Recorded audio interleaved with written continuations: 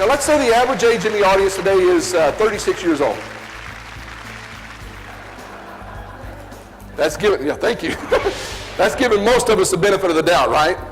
If that's the truth, what it means is half of our life is over with. We spend about a third of it sleeping, a third of it playing, and that's all the time we have left to make a difference.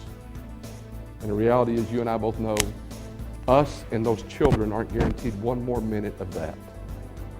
Ralph Waldo Emerson said, what lies ahead of us and what lies behind us are tiny, tiny matters compared to what lies inside of us. Inside every one of you, a champion heart beats.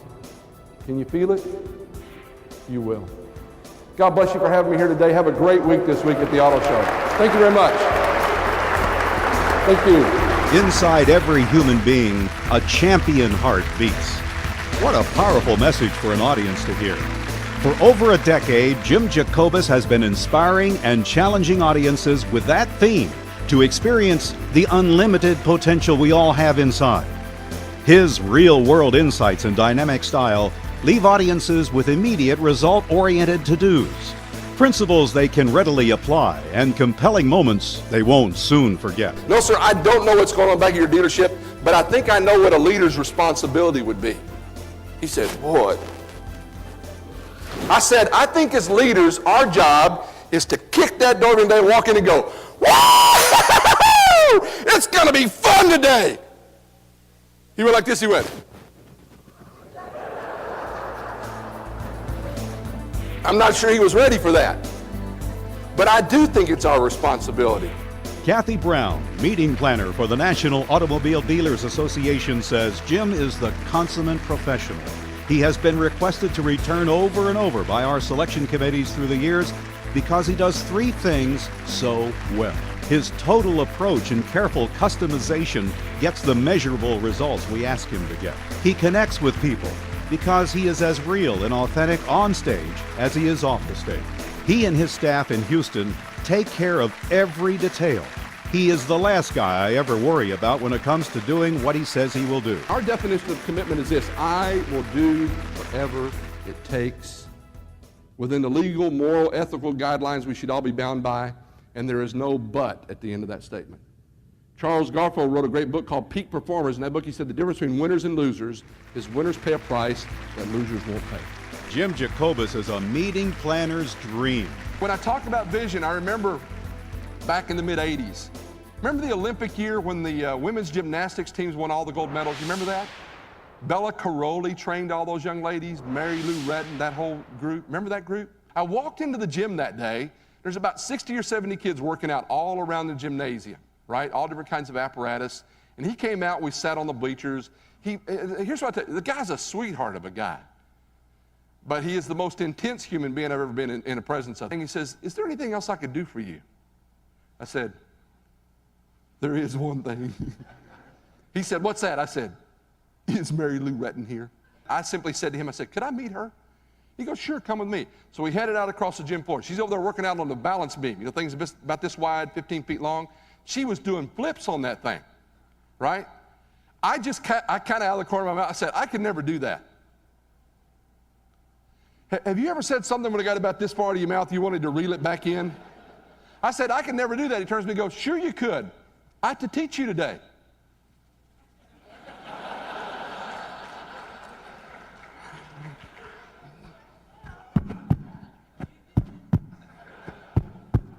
Have you ever had your heart beat so hard you could feel your toenails keeping time and your ears keeping time? I'm going, oh no, he is going to embarrass me.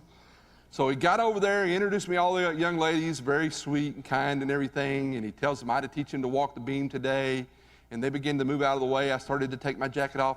He takes the whistle around his neck, he goes, brrr! Entire gym goes dead quiet, and he goes, everybody come.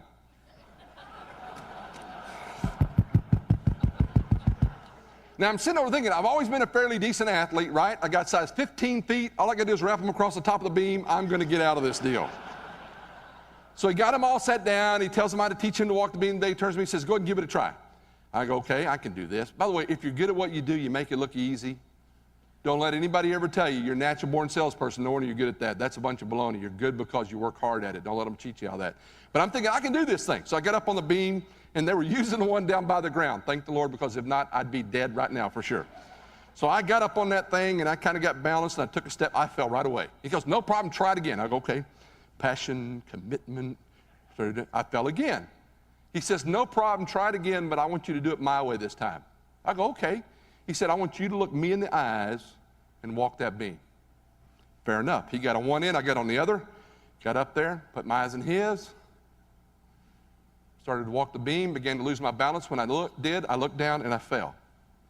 He went, no! You look at me. Scared me to death. I'm sitting there thinking, I could take these 60 or 70 kids. I'll fight my way out of this place, right? But I can't take him. Best thing to do is do what he says and do it now before I get in trouble again. So I got back up on the beam. He's at the other end. I put my eyes in his. Didn't take him out and walked the 15 feet. Now, when it was all over, I thought he said, everybody give him a big hand. He pat me on the back. He didn't do that. He turned to them and said, when you focus, you won't fall. What an awesome message that was for me. Folks, when we get clear about what it is we're here doing and why we do it, and we put our eyes on the ball, those things that Chris was talking about a while ago, we put our eyes on the ball, we don't fall so much. We start staring at all that stuff life delivers to us, all those things around us that are tough. We'll fall every day. Why have America's elite performance organizations and associations, large and small, repeatedly chosen Jim Jacobus for their important events? That's easy. He is a proven producer, an authority on individual and organizational peak performance. And he and his team understand the value of every customer and every audience. But my belief is you and I have everything to do with our performance. And we can stick up above the crowd. And no, we do not want to be like everybody else. We want to experience all that we were created for. Old adages are old adages because they're true. The old adage says this: there's nothing so common as unused talent. Passion, commitment, vision, keep learning, and taking total responsibility. And today I want to focus on two of those. Today we're talking about what does it take to be the best of the best? What do we have to do to be the best of the best? But probably the most important conversation we'll have is about who we need to become to be the best of the best. Inside every human being, a champion heart beats. Can you feel it? You will.